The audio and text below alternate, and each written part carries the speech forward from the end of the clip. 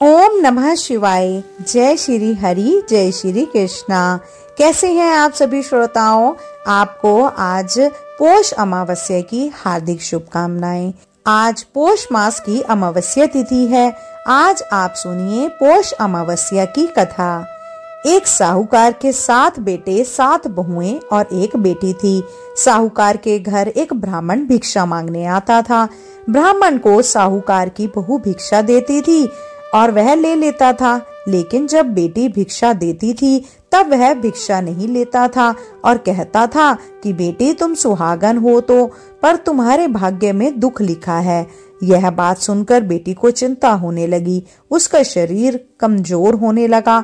तब एक दिन उसकी माँ ने उससे पूछा कि बेटी तुम इतनी चिंता क्यों करती हो और इतने दिनों तक इतनी कमजोर क्यों दिखाई दे रही हो? उसने बतलाया कि एक ब्राह्मण भिक्षा मांगने आता है जो कहता है कि बेटी तुम सुहागिन तो हो, पर तुम्हारे भाग्य में दुख लिखा है। यह बात सुनकर उसकी माँ ने कहा कि अगर ऐसा कहता है तो मैं कल सुनूंगी। अगले दिन जब वह ब्राह्मण फिर से भिक्षा मांगने आया तो उसकी माँ छुप कर बैठ गई। जब बेटी भिक्षा देने लगी तो ब्राह्मण ने फिर से वही बात बोली। इतनी बात सुनकर उसकी माँ बाहर निकल कर आई और बोली, एक तो हम तुम्हें भिक्षा देते हैं और तुम ऊपर से हमें कोसते हो। तब ब्राह्मण बोला कि मैं कोसता नहीं हूँ, जो सच है वही बोलता हूँ, जो इसके भाग्य में लिखा है वही कहता हूँ। तब माँ ने ब्राह्मण से कहा कि तुम्हें यह पता है कि इसके भाग्य में दुख लिखा है, तो यह भी बता दो कि यह कैसे दूर होगा। तब ब्राह्मण बोला कि 7 समुंदर पार एक सोना धोबन रहती है जो सोमवती अमावस्या का व्रत करती है। अगर यह जाकर अपना फल दे तो इसका निवारण हो सकता है, नहीं तो विवाह होते ही इसके पति को सांप डस लेगा। यह बात सुनकर माँ बहुत रोने लगी और सोना धोबन की तलाश में जाने लगी। चलते चलते रास्ते में तेज धूप पड़ने लगी तो साहूकारनी एक पीपल के पेड़ के नीचे बैठ गई। उस पीपल के पेड़ के नीचे एक गरुड़ पक्षी का घोंसला था जिसमें गरुड़ का छोटा बच्चा रहता था। साहूकारनी को घोंसले के पास एक सांप जाता हुआ दिखाई दिया तो उसने उस गरुड़ के बच्चे को बचाने के लिए उस सांप को मारकर ढाल के नीचे रख दिया। जब गरुड़ और पंछी आए तो घोंसले के पास खून देखकर क्रोधित हो उठे और साहूकारनी को चोंच मारने लगे। तब साहूकारनी बोली, मैंने तो तुम्हारे बच्चे की जान बचाई है। यह सांप तुम्हारे बच्चे को डसने वाला था तो मैंने इसे मार गिराया। गरुड़ ने सांप की ओर देखा और कहा कि तुमने हमारे बच्चे की जान बचाई है, अब तुम्हें जो मांगना है मांगो। तब साहूकारनी बोली, मुझे 7 समुंदर पार सोना धोबन के घर छोड़ आओ। गरुड़ ने साहूकारनी को अपनी पीठ पर बैठाकर 7 समुंदर पार सोना धोबन के घर छोड़ आया। वहां जाकर साहूकारनी ने सोचा कि सोना धोबन को कैसे राजी किया जाए। सोना धोबन के 7 बेटे 7 बहुएं थी। उसकी 7 बहुएं काम को लेकर रोज लड़ाई किया करती थी और काम भी नहीं करती थी। रात को जब सो जाते थे तो साहूकारनी सोना धोबन के घर जाती है और घर का सारा काम करती है। गायों को नहलाती है, घर की साफ सफाई करती है, रसोई का सारा काम संभालती है, चौका बर्तन करती है, आटा पीसती है, कपड़े धोती है, पानी भरती है और फिर दिन होने से पहले चली जाती है। बहुएं सोचती है कि यह सारा काम कौन कर रहा है, लेकिन कभी एक दूसरे से पूछती नहीं थी कि यह सारा काम कौन कर रहा है। एक दिन धोबन ने कहा कि तुम आजकल लड़ती भी नहीं हो, काम भी ठीक से कर रही हो। तो बहुओं ने कहा कि सासू जी, काम तो हमें ही करना पड़ता है, चाहे हम लड़कर करें चाहे राजी होकर करें, इसीलिए लड़ाई करने का क्या फायदा होगा। सोना धोबन ने सोचा कि आज देखा जाए कि कौन सी बहू काम करती है। वह रात को सोई भी नहीं। उसने देखा कि रात को एक स्त्री आई और सारा काम करके जाने लगी। तो सोना धोबन ने बोला कि तुम कौन हो और तुम्हें ऐसा क्या जरूरत है जो तुम इतना काम कर रही हो। साहूकारनी ने कहा कि जरूरत है तभी तो इतना काम कर रही हूँ। सोना धोबन ने पूछा कि तुम्हें क्या चाहिए। साहूकारनी बोली, पहले मुझ वचन दो कि तभी मैं बताऊंगी। सोना धोबन ने वचन दिया और कहा कि अब आप बताइए। साहूकारनी बोली, मेरे बेटी के भाग्य में दुख लिखा हुआ है, इसीलिए आप चलकर उसका सुहाग दे दो और अपना सोमवती अमावस्या का फल दे दो। सोना दोबन अपने बेटे बहू से बोली कि मैं तो साहूकारनी के साथ जा रही हूँ, यदि पीछे से तुम्हारे पिताजी खत्म हो जाए तो तेल घी की कोप में डालकर छोड़ देना। फिर दोनों जने साहूकार के घर चली जाती हैं। साहूकार की बेटी का ब्याह होने लगा तो दूल्हा फेरों में बैठ गया। सोना दोबन दूल्हे के घुटने के पास कच्चा करवा रखकर उसमें दूध डालकर और तात का तार लेकर बैठ गई। थोड़ी देर बाद सांप दूल्हे को डसने के लिए आया और सोना दोबन ने करवा आगे रखा और तार से बांध दिया, लेकिन दूल्हा डर के मारे मर गया। और तब सोना दोबन ने टीके में से रोली निकाली, मांग में सिंदूर निकाला, आंख में से काजल निकाला और मेहंदी निकालकर छोटी उंगली से छींटे मारे और बोली कि आज दिन तक मैंने जितनी सोमवती अमावस्या करी है उनका फल तो साहूकारनी की बेटी को लग जाए, और आगे जो मैं सोमवती अमावस्या का व्रत करूं उसका फल मेरे परिवार को लगे। इतना कहते ही दूल्हा जीवित हो उठा और सब सोमवती अमावस्या की जय जय बोलने लगे। सोना दोबन वापस जाने लगी। तब साहूकारनी ने कहा कि तुमने मेरे जमाई को नया जीवन दिया है, इसीलिए तुम कुछ मांग लो। तब सोना दोबन बोली कि मुझे तो कुछ नहीं चाहिए, सिर्फ एक हांडी दे दो। वह हांडी लेकर चली जाती है और रास्ते में सोमवती अमावस्या आती है तो सोना दोबन हांडी की 108 परिक्रमा लगाकर पीपल के पेड़ के नीचे गाड़ कर घर आ जाती है। घर आकर वह देखती है कि उसका पति मरा हुआ तेल और घी के कूप पर पड़ा है। तब वह टीके में से रोली निकालकर मांग में से सिंदूर निकालती है, कोया में से काजल निकालती है और नूपा में से मेहंदी निकालती है, चिच्ची उंगली से छींटे देती है और बोलती है कि मैंने जो रास्ते में सोमवती अमावस्या की है उसका फल मेरे पति को लग जाए। इतना कहते ही सोना दोबन का पति उठकर बैठ गया और घर पर एक ब्राह्मण ज्योतिष आया और बोला कि जजमान, सोमवती अमावस्या को मुझे दक्षिणा दीजिए। सोना दोबन बोली कि मुझे तो सोमवती अमावस्या रास्ते में आई थी तो मैंने कुछ भी नहीं किया, जो कुछ भी किया वह सब पीपल के पेड़ के नीचे ही गाड़ दिया। ज्योतिषी ब्राह्मण ने वहां जाकर खोद कर देखा तो उसे 108 सोने के सिक्के मिले। ज्योतिषी ब्राह्मण सबको घर ले आया और वह सोना दोबन से बोला कि इतना कुछ किया और मुझे बोला कि कुछ भी नहीं किया। तो सोना दोबन बोली कि यह तो तुम्हारे भाग्य से ही हुआ है, इसीलिए इसे तुम ही ले जाओ। ज्योतिषी बोला कि मेरा तो इसमें चौथा ही हिस्सा है, बाकी आपका जो मन में हो उसे दे दो। सारी नगरी में उसने बोल दिया कि सब सोमवती अमावस्या का व्रत कीजिए। हे सोमवती अमावस्या, जैसे साहूकार की बेटी को सुहाग दिया वैसा सबको देना। सोमवती अमावस्या की कहानी कहने वाले को और सुनने वाले को और हुंकारा भरने वालों को और उनके पूरे परिवार को देना। बोलिए अमावस्या माता की जय हो।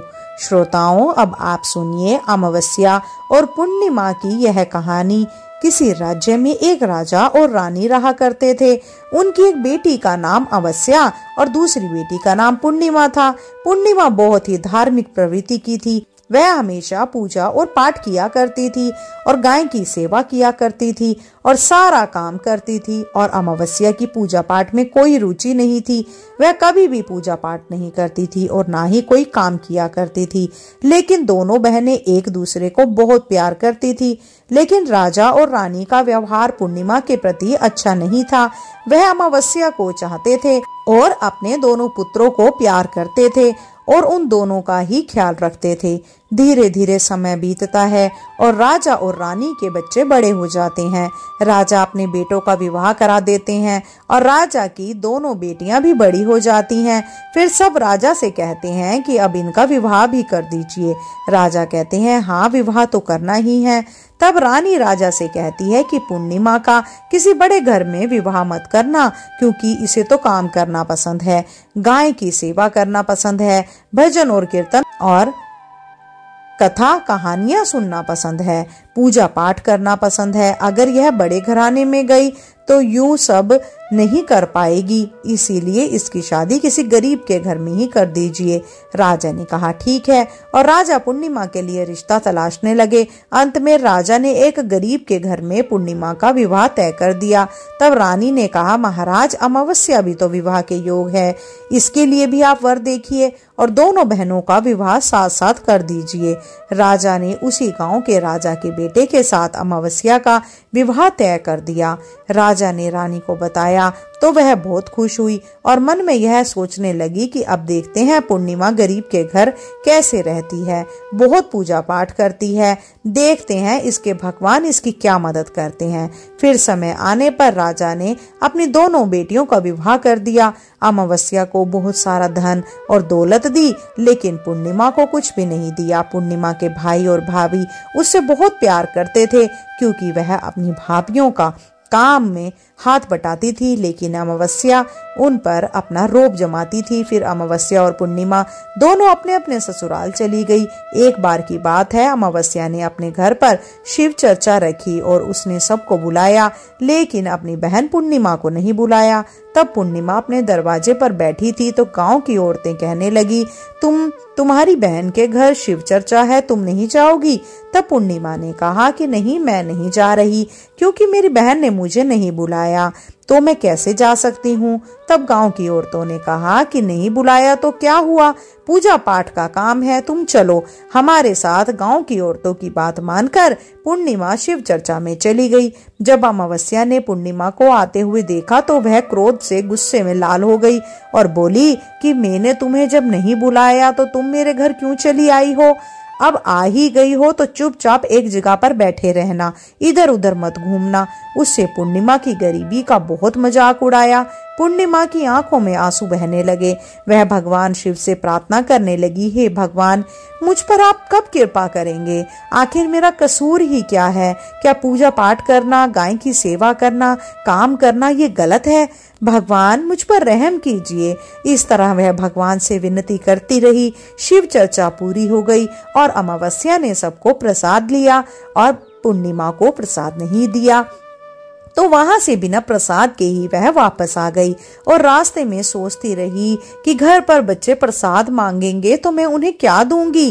फिर उसके मन में विचार आया कि क्यों ना अपने भाई और भाभी से मिलकर आ जाऊं।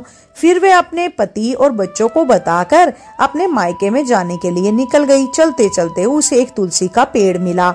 वहां एक चबूतरा बना हुआ था जिस पर एक बुढ़िया माई बैठी थी। उन बुढ़िया माई ने पूर्णिमा से पूछा, बेटी तुम कौन हो और कहाँ जा रही हो? तब पूर्णिमा ने बूढ़ी माँ को अपना परिचय दिया।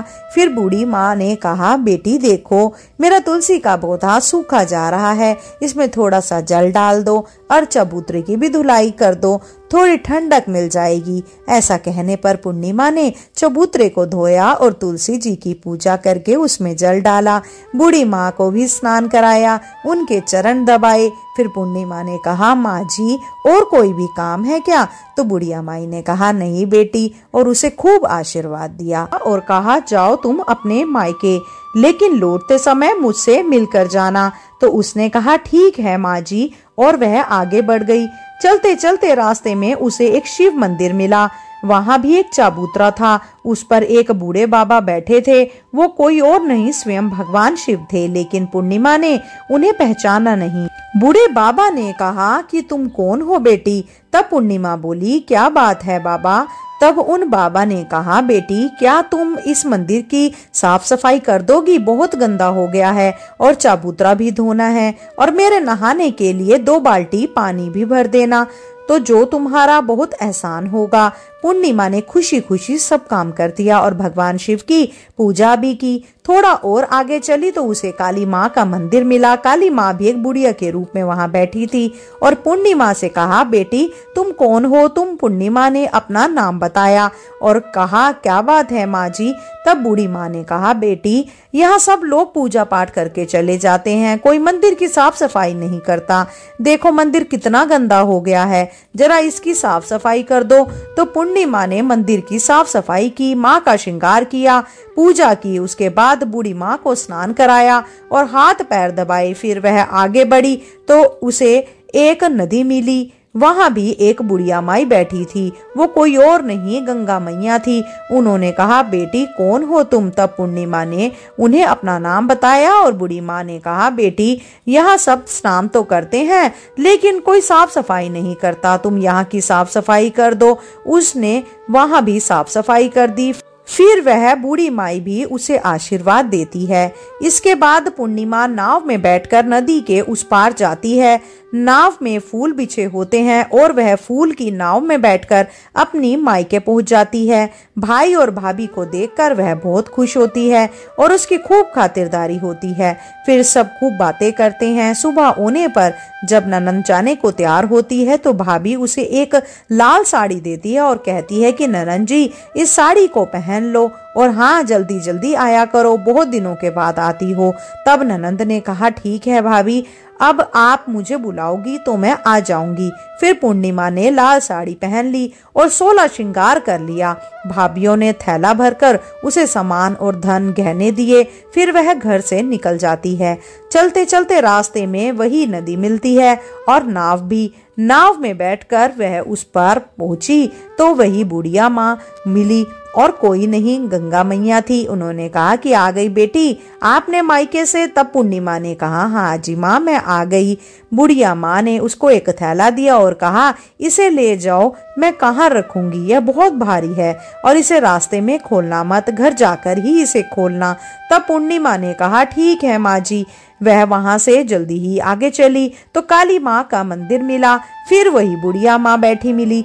उन्होंने भी उसको एक थैला दे दिया और अब उसके पास 3 थैले हो गए।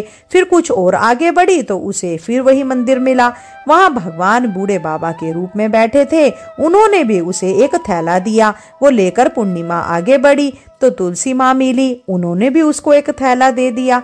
अब पूर्णिमा अपने घर पहुंच गई और वह 5 थैले खोलने लगी। सबसे पहले उसने अपने मायके का थैला खोला। उसमें खाने पीने की चीजें थी, कपड़े और गहने थे। उसने खाने की चीजें और कपड़े अपने बच्चों को दे दिए तो बच्चे उन कपड़ों को पहनकर बहुत खुश हुए। दूसरा थैला जो गंगा मैया ने दिया था उसे खोला तो उसमें सोना चांदी भरा हुआ था। तीसरा थैला जो काली माँ ने उसको दिया था उसमें 16 श्रृंगार भरा था। चौथा थैला जो भगवान शिव का था उसमें सब खुशियां थी, धन संपत्ति सब कुछ था। 5वां थैला तुलसी माँ का जब उसने खोला तो उसमें चावल गेहूं सब भरा हुआ था। अब पूर्णिमा के घर किसी प्रकार की कोई भी कमी नहीं थी। धन संपत्ति अन्य धन भंडार उससे उसका घर पूरा भर गया। पूर्णिमा खुशी खुशी रहने लगी। एक दिन पूर्णिमा ने सोचा क्यों ना मैं भी शिव चर्चा करवाऊं।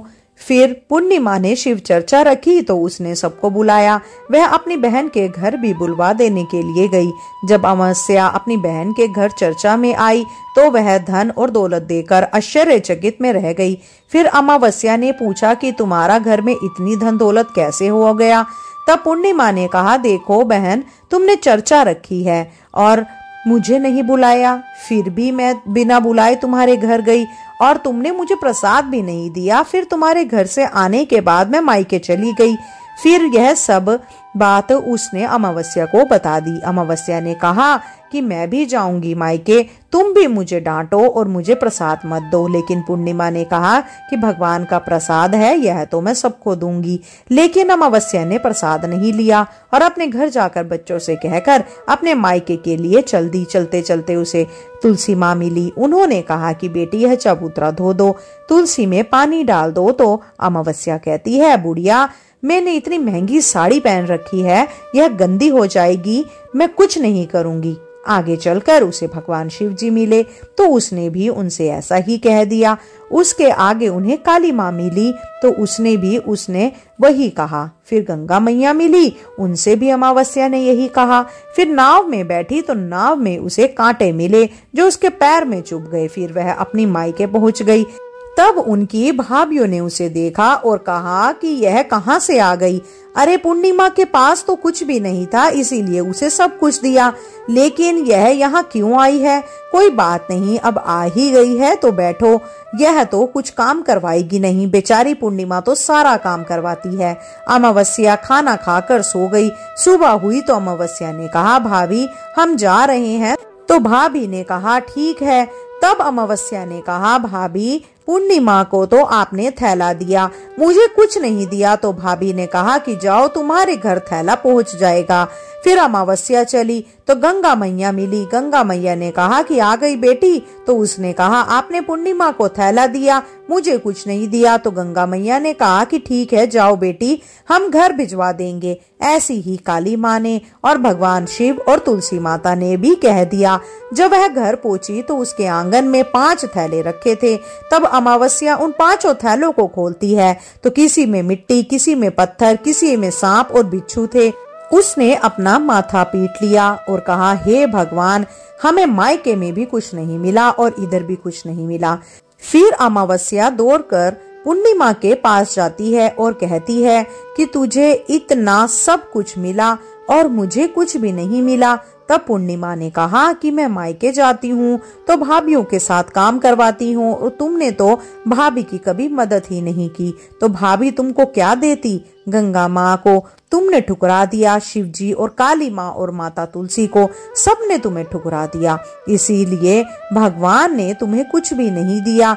तब अमावस्या कहती है कि बहन, मुझे माफ कर दो, मैंने सदा तुम पर अत्याचार किया है, लेकिन इसमें मेरा कोई कसूर ना था। मुझे भी बताओ, अभी मुझे नहीं मिला लेकिन मैं भक्ति से कर लूंगी। तो पूर्णिमा ने कहा कि बहन देखो, 3 सूत्र का ज्ञान ले लो। पहले सूत्र में दया मांगना, दूसरे सूत्र में चर्चा करना और तीसरे सूत्र में 108 बार ओम नमः शिवाय का जाप करना। बहन, भगवान ने जो 3 सूत्र दिए हैं वह प्रसाद के रूप में स्वीकार कर लेना और हृदय में बसाना। मैंने सच्चे मन से भगवान का पूजा पाठ किया, सबकी मदद की, सबका काम किया, इसीलिए मुझे सब कुछ मिला और तुम्हारे पास जो भी था वह भी खत्म हो गया। तब अमावस्या अपने घर गई और वह पूजा पाठ करने लगी, भगवान शिव से माफी मांगने लगी। सभी प्रेम से बोलिए, भगवान शिव की जय। श्रोताओं, अब आप सुनिए भगवान शिव की आरती। ओम जय शिव ओमकारा, बोला जय शिव ओमकारा। ब्रह्मा विष्णु सदा शिव, ब्रह्मा विष्णु सदा शिव, अर्धांगी धारा। ओम जय शिव ओमकारा। एकानन चतुरानन पंचानन राजे, हंसानन गरुड़ासन वृषवाहन साजे। ओम जय शिव ओमकारा। 2 भुज 4 चतुर्भुज 10 भुज ते सोहे, स्वामी 10 भुज ते सोहे। त्रिगुण रूप निरखता, त्रिभुवन जन मोहे। ओम जय शिव ओमकारा। अक्षमाला वनमाला रुंडमाला धारी, चंदन मृग मद सोहे, भाले शशिधारी। ओम जय शिव ओमकारा। श्वेतांबर पीतांबर बागांबर अंगे, सनकादिक ब्रह्मादिक, सनकादिक ब्रह्मादिक, भूतादिक संगे। ओम जय शिव ओमकारा। करके मध्य कमंडल चक्र त्रिशूल धरता, जग करता जग हरता, जग पालन करता। ओम जय शिव ओमकारा। ब्रह्मा विष्णु सदा शिव, जानत अविवेका, प्रणवाक्षर के मध्य ये तीनों एका। ओम जय शिव ओमकारा। काशी में विश्वनाथ विराजत, नंदी ब्रह्मचारी, नित उठी भोग लगावत, महिमा अति भारी। ओम जय शिव ओमकारा। त्रिगुण शिव जी की आरती जो कोई जन गावे, कहत शिवानंद स्वामी, कहत हरिहर स्वामी, मनवा चित फल पावे। ओम जय शिवा ओमकारा, जय शिवा ओमकारा, बोला जय शिवा ओमकारा। ब्रह्मा विष्णु सदा शिव, ब्रह्मा विष्णु सदा शिव, अर्धांगी धारा। ओम जय शिवा ओमकारा, ओम जय शिवा ओमकारा, बोला जय शिवा ओमकारा। बोला पार्वती का प्यारा, बोला ओढ़े मृग छाला, बोला पहने सर्प माला। बोलो भोलेनाथ शिव शंकर की जय, डमरू वाले की जय। श्रोताओं, मैं आशा करती हूँ आज अमावस्या की कथा का आपने आनंद उठाया होगा। अगर आपको वीडियो पसंद आई हो तो कृपया करके वीडियो को लाइक और शेयर करें और इस कथा को अन्य सभी लोगों में शेयर अवश्य करें, क्योंकि ज्ञान बांटने से ही बढ़ता है। श्रोताओं, अगर आप चैनल पे नए हैं तो चैनल को सब्सक्राइब अवश्य कीजिएगा। शीघ्र मिलते हैं नई वीडियो नई जानकारी के साथ। जब तक के लिए जय श्री कृष्णा, राधे राधे।